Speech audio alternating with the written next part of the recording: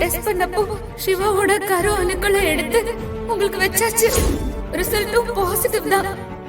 நீங்க கன்சீவா இருக்கீங்க. சிவாவோட குழந்தை உங்க வயித்துல வளருது. நீங்க குழந்தைய மட்டும் பெத்து என்கிட்ட கொடுத்துருங்க. எனக்கு பிறந்ததா சொல்லி எல்லாரையும் சிவாவையும் நான் நம்ப வச்சிடறேன்.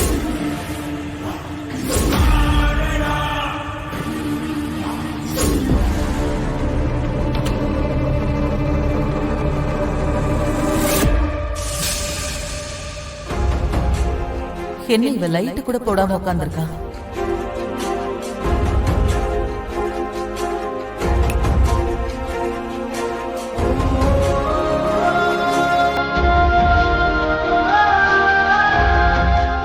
துளசி,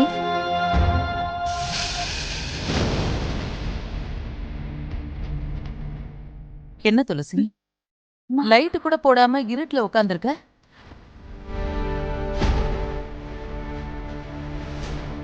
துளசி, என்னாச்சுமா?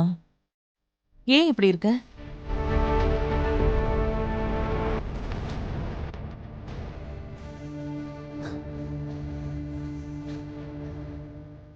துளசி, ஜனனி இருக்கிற இடத்துல நீ இருந்திருந்தா,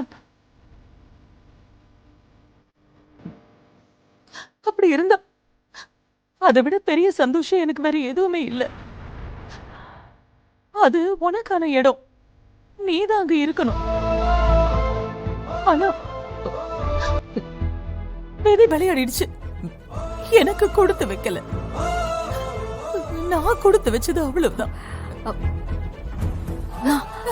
என்னம்மா நீங்க அழாதீங்க. அழாம வேற என்ன பண்ண முடியும்? அழுதுதானே ஆகணும். அம்மா, நான் சந்தோஷமா தான் இருக்கேன். சிவா, நீங்க, ஐயா, இந்த குடும்பம், உங்க சந்தோஷம் தான் எனக்கு முக்கியம். அதை தாண்டி எனக்குன்னு எதுவும் கிடையாது, தேவையும் இல்லம்மா. அப்படி சொல்லாத துளசி.